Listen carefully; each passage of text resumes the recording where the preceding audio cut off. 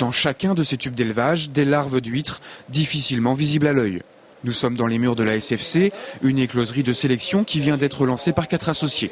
Un objectif, trouver une nouvelle souche capable de résister à la surmortalité des huîtres, un phénomène récurrent depuis une vingtaine d'années, mais dont l'intensité s'est accrue il y a 2 ans, touchant jusqu'à 70, voire 80% des jeunes huîtres. Seul inconnu pour le moment, la force de cette nouvelle souche. Est-ce qu'elle sera résistante avec une amplitude de 10% par rapport à ce que l'on connaît ? Est-ce qu'elle sera résistante avec une amplitude de 20 ou 30% ou 40% ? Et c'est là qu'au jour d'aujourd'hui, on n'est pas vraiment capable de répondre. Maintenant, on sait qu'on aura des résultats positifs. Mais dans quelle mesure ? Concrètement, et pour faire simple, à partir d'huîtres sauvages qui ont supporté le fort taux de mortalité de ces dernières années, 480 familles ont été constituées.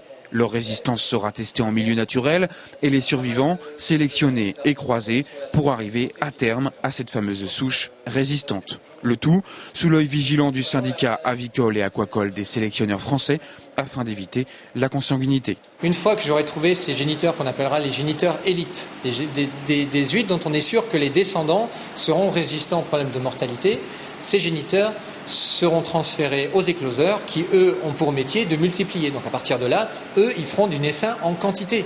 Et moi, je n'ai pas besoin d'avoir des grandes quantités. Ce que je veux être sûr, c'est que les individus soient résistants. Il faudra 4 ou 5 ans avant d'obtenir un résultat probant, le temps de croiser les différentes familles et de les tester pendant les saisons estivales.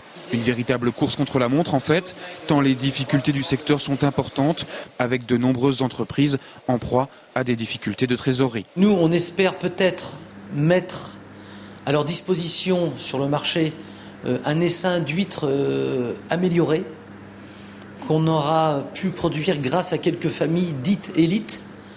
On ne sera pas dans de la sélection, mais on aura peut-être réussi à gagner quelques pourcentages en mortalité, ce qui ne sera pas négligeable dans les temps qui courent. Cette écloserie de sélection était dans les cartons depuis les années 2000.